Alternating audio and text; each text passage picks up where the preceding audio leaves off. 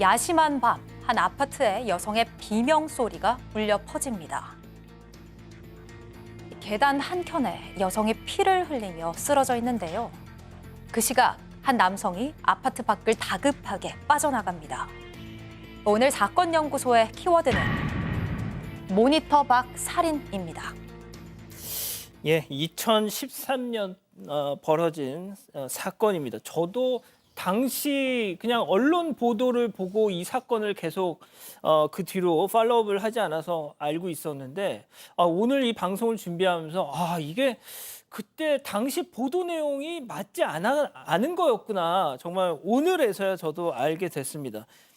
자, 2013년 어느 날 밤 한 아파트에서 비명 소리가 울려 퍼지면서 시작이 됐습니다. 네, 부산 해운대구에 있는 아파트였었고요. 귀를 찢을 듯한 여성의 비명 소리가 울려 퍼졌던 겁니다. 잠시 후 그 아파트 계단으로 한 남성이 황급히 빠져나가는 모습이 나왔고 그 계단 그 끝에 이 여성이 피를 흘린 상태로 쓰러져 있었던 겁니다. 이미 이 흉기 9차례 찔린 이 여성, 이 아파트에 살던 30세 여성이었는데 결국 끝내 숨지고 말았습니다.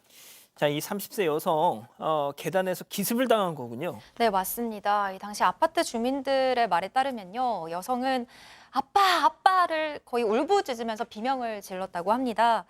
자, 그리고 경찰이 범행 시각에 계단을 급히 내려와서 아파트 밖으로 사라진 한 남성을 유력한 용의자로 지목을 했는데요. 이 목격자들의 증언에 따르면 분홍색 티셔츠를 입고 좀 통통한 체격의 남성이었다고 합니다.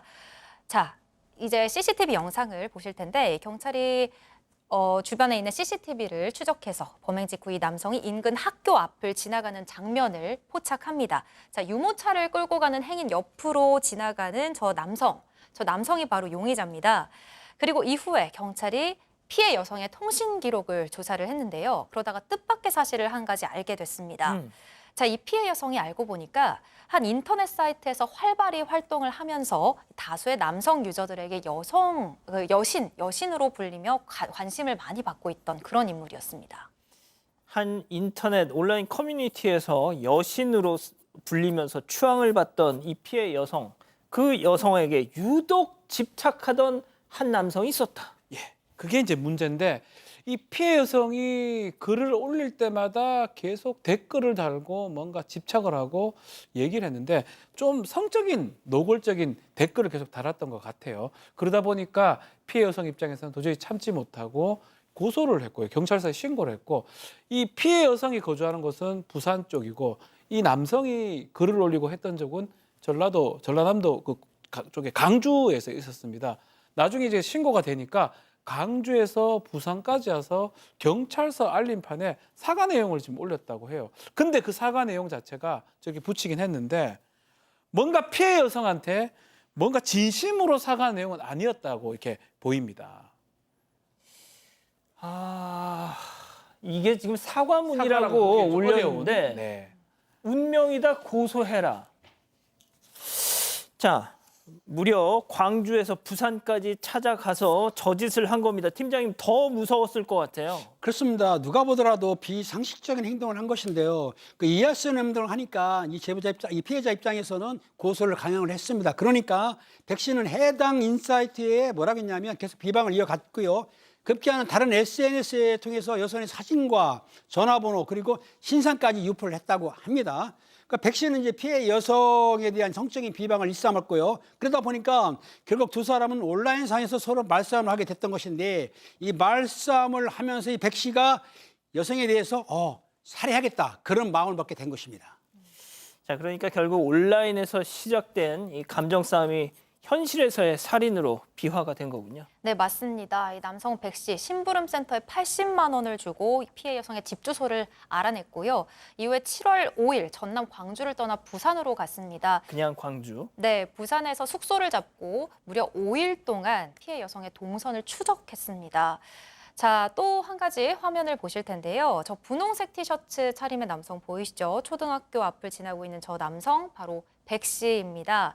자, 범행 당일 백 씨가 뭔가 계속 두리번 거리는 게 사전에 뭔가 진짜 지금 자막으로 나가는 것처럼 답사를 하는 모습이에요. 네, 저 티셔츠 차림 그대로 여성의 집 문 앞에서 잠복을 하다가요. 이게 엘리베이터가 없는 아파트였습니다. 그래서 여성이 계단으로 내려오고 있었는데 여성을 보자마자 너 누구누구 맞지? 이렇게 신변 확인을 한 다음에 바로 흉기를 휘둘렀습니다. 예, 여기서 멈추지 않았죠? 자, 충격적인 게 추가 살인 계획이 있었다고 본인이 고백을 했습니다. 자신하고 좀 견해가 다른 모 언론사 기자도 있었고요. 또 자신을 무시했다고 생각하는 초등학교 동창까지 이 두 사람까지 같이 살해하려고 흉기를 구입했다라고 합니다. 자, 지금 이 피해자 살해되고 결국은 경찰이 블랙박스하고 CCTV 다 확인을 해가지고 사실은 피해자를 이 백 씨를 특정을 합니다. 특정을 한 다음에 범행 6일 만에 숙소에서 이 백 씨를 검거를 했는데 충격적입니다. 범행 당시 입었던 게 지금 나오는 저 분홍색 옷인데요. 분홍색 티셔츠가 빨랫줄에 걸려져 있고요. 흉기도 버리지 않고 그대로 가지고 있었습니다. 또 경찰이 이 설명을 하는데요. 백 씨가 이 조사받는 과정에서 전혀 죄의식이 없었다고 합니다. 오히려 자기가 한 일에 대해서 자랑하듯이 설명을 했다고 합니다. 자, 양 변호사님, 제가 앞서 이제 시작할 때 저도 2013년 이 사건을 봤을 때 그렇게 알고 있었다가 오늘에서야 이제 알게 됐다고 말씀드렸잖아요. 네. 당시 진짜 언론 보도가 어땠냐면 정치적인 어떤 정치적인 견해차가 살인을 불렀다. 그래서 정말 이 극단적인 이 정치적인 분열 우려된다. 뭐 이런 막 사설 나오고 별의별 게 다 나왔었어요. 그러게요. 좀 언론에서도 너무 섣불렀던 것 같습니다. 다만 그런 보도가 나오게 된 계기가 초기에 백 씨가 이 피해 여성이 정치 성향이 다르다는 이유 때문에 나를 자신을 조롱했다 이렇게 주장을 했던 겁니다. 그걸 가지고 이제 언론들에서도 그렇게 보도를 한 건데 사실 더 깊이 조사를 해보니까 전혀 사실이 아니었던 거예요. 뭐냐면 이 사람은 둘 다 정치 성향은 같았고 문제는 이 백 씨가 저 생면무죄의 여성에게 성적 댓글을 달았던 겁니다. 그게 심해서 거기서부터 갈등이 시작됐었고 결국 살인까지 이어졌던 겁니다. 재판부에서는 이제 알지도 못하는 여성을 집요하게 추적해서 잔혹하게 살해해서 죄질이 무겁다 하면서 징역 15년을 선고를 했습니다. 근데 15년이 짧게 느껴질 수도 있는데 이 이유가 또 있었던 거예요. 실제 재판 과정에서 이 백 씨가 망상형 정신분열증으로 판정을 받았습니다. 그러니까 실제로 문제가 있었던 사람이에요. 그래서 다만 15년을 선고를 하면서도 재범 우려를 막기 위해서 치료 감호도 같이 선고를 하긴 했습니다.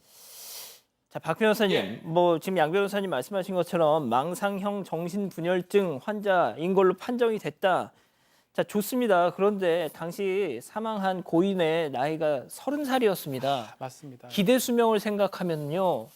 못해도 한 50, 60년은 더 살 수 있는 거 아닙니까? 그렇죠. 그것을 단절시킨 거잖아요. 자, 그런데 그것에 대한 목숨값이 15년. 이게 사실은 뭐 심신미약이라든지 심신상실 그 책임 부분 때문에 이렇게 판결을 선고한 것으로 봐야 될 것 같긴 하지만 그럼에도 불구하고 15년형은 뭐 차라리 이건 뭐 제가 말하기에 따라서 심신상실의 무죄긴 합니다. 책임 없기 때문에 15년이면 형이 인정되는 거거든요. 그렇다면 그 계획성이라든지 따져보면 조금 더 형이 좀 더 많아야 되지 않을까 이런 생각을 해보고요. 뭐 치료 감호가 있기 때문에 조금 다행이긴 하지만 그 치료 감호도 치료가 됐다고 가정해보면 나올 수 있는 거거든요. 그런 것까지 충분히 고려가 됐는 건지 조금은 좀 의심스러운 부분이 있습니다. 만약에 나았다라고 된다면 이 백모 3년 뒤에 출소합니다.